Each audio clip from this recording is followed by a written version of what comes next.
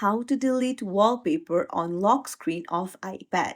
Hey everyone, welcome back to the channel. If you are new here, don't forget to hit the subscribe button and turn on the notification bell to not miss any updates. So today I'm going to show you how you can easily delete wallpaper on the lock screen of your iPad.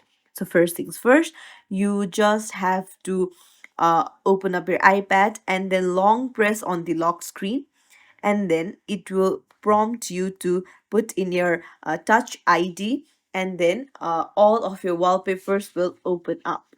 So you just need to swipe across to find the wallpaper you want to delete and flick your finger up, and you'll find the delete icon appear. You just have to tap on it and then tap on delete this wallpaper, and there you go, the wallpaper has been deleted. It's as simple as that. If you found this tutorial helpful, don't forget to like and subscribe to our channel for more helpful tips and tricks. Thank you for watching. See you in the next video, everyone.